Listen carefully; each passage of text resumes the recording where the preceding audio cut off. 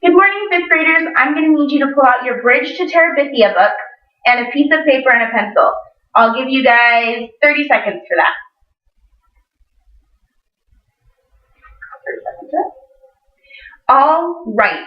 So this is the first time you've seen your Bridge to Terabithia book, and we are going to do some predictions. Remember, we went over predictions yesterday, and we learned that a prediction is we're asking questions and we're thinking about things that are going to happen in the book or in anything. So with Bridge to Terabithia, just with the title, Bridge to Terabithia, what are your guys' predictions? I'm going to take 5 raised hands, 1 from each table group, please.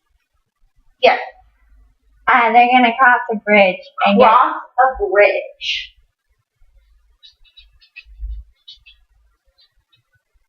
Table 2. What is yours? There's an island called Terabithia. Island. That is a great word.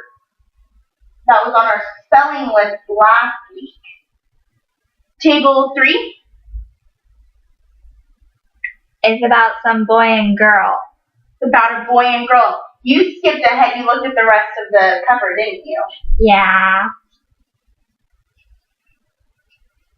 Table 4. Can you tell me something about the title?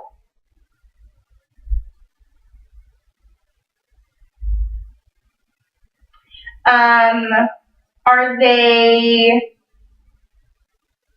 going to Terabithia or are they coming from Terabithia? They're going to. They're going to, and why do you say that? Because it says Bridge to Terabithia. So where do you think they're coming from? Home? They're coming from home. That's a good guess. Anyone else in table 4 have a different guess of where they're coming from?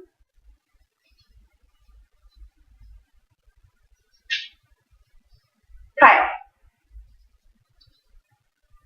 They're coming from a magical land. They're coming from a magical land, maybe the island. And table 5. Can you tell me one more prediction about the book? What do you think? It's about siblings. It's about siblings. That's a good one. Maybe the boy and girl are siblings. All right, next we're going to go forward and we're going to look at the cover art. So we can look at the cover art and we see a boy and a girl. Looks like there's a car in the background.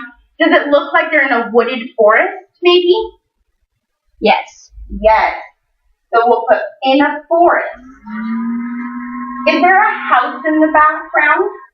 A very faded one. A very faded house. Is it on stilts? Yes. Maybe, what else does it look like?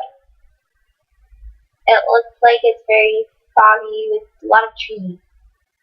Foggy. Is the house in a tree? Yes, it looks like a tree house. What is one more detail you can see in the cover? There's a rope the boy is holding. The boy is holding a rope.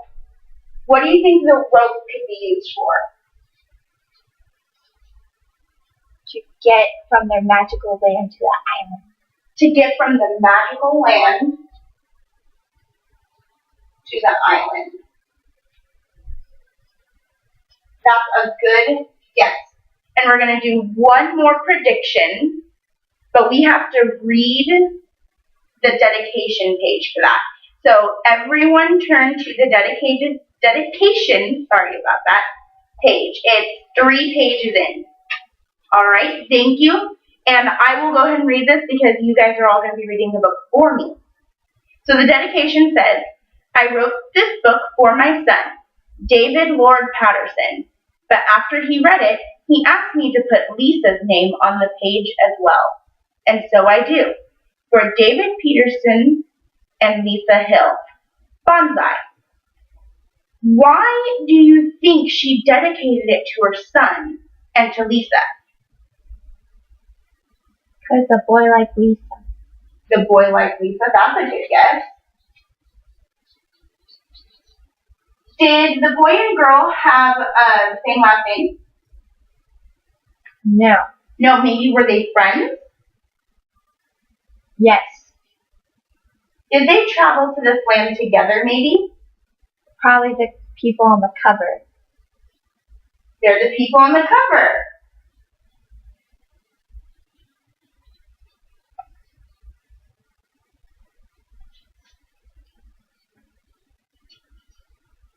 And what do you think the word bonsai means? I don't know either. Maybe we'll find out at the end. We can just put bonsai here for now. We'll keep this piece of paper and we'll remember it. So at the end of the book, we can see how much our predictions came true. The next thing we're going to do is within your table groups, you're going to answer a few questions. So I'm going to give you 2 minutes per question with your table group. The first one is, what do you like about spending time with a good friend? Why do you think I'm asking this, Carissa? Yeah, you want to know what we like to do with a friend? Maybe. What do we think the book is about? Friends. A boy and a girl. We think the boy and girl are friends. So, you guys are right. We are going to be talking about a boy and girl who are friends. That's why I want to know what you guys do with your friends. We're going to make some connections from the book to our real life. And that's in one of your standards that you're going to learn. My learning objectives for you guys are going to be how you can use this book in your life. So with your table group, please answer, what do you like about spending time with a good friend? Have you ever lost touch with that friend? Go ahead and talk with your table group. 2 minutes up. All right, next question with your table group. How do you think you would feel if you ever lost a loved one? Maybe a parent, a sibling, or a pet. Pets sometimes are considered family. I have lost a cat myself, and it was very sad. And you guys know that I really love cats, so I cried a lot when I lost him. But how would you guys feel if you ever lost a loved one? Talk with your groups. I'll give you guys 2 minutes. All right, time's up. Last question that I want you to think about with your friends. What do you think you would do if you lost a good friend? So the friend that you talked about in the first question, what do you think you would do if you lost them? You have 2 minutes. Ready, set, go.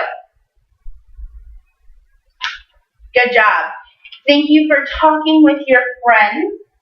Before we move on to actually reading the book, we're going to do some of the vocabulary.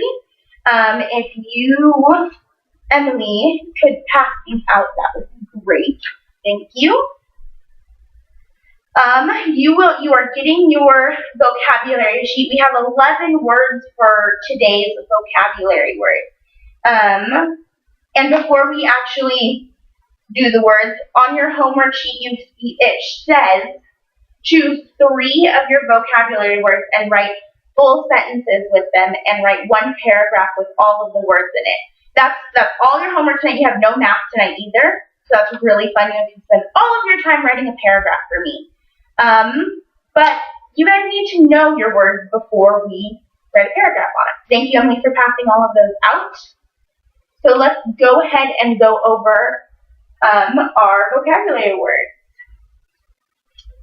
Courtney, can you tell me what word number 1 is?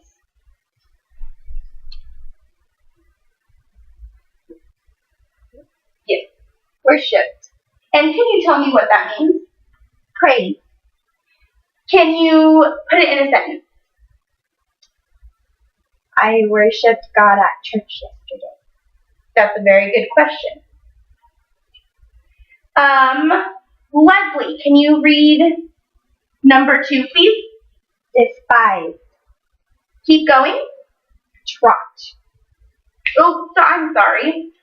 The definition, please. Hate. Kyle, can you read number 3, please? Trot. Slow run. Do horses trot? Yes. Yes, they do. Robert, can you please read number 4 for me? Primely. Proper. Let's read that one again. This is a hard word. You've probably never seen it before. And when we read the book, you'll get to see it in context. But it says primly. That I has an it sound. So can you read it again, please, Robert? Primly. Proper or formal in manner. Thank you, Robert. Kelly, can you please read the next one? Heap. Hill. All right. When you have a heap of laundry, you know how moms sometimes say they have a heap of laundry? You just want to jump in it because there's a lot in it. And it's really fun to play with. Okay, I guess so many. Thanks, guys. Love you guys too. And Nicole, can you read the very last one? Decent. Good. All right. Can you use that in a sentence, please? I had a decent day at school. Thank you. Emily, can you please tell me what your homework is tonight? To take 3 words and put them in 3 different sentences and write 1 paragraph with all the words in them. All right, thank you so much. Go ahead and put your vocabulary sheet away. Thank you. And pull out your book and turn to page 1 and we'll begin reading.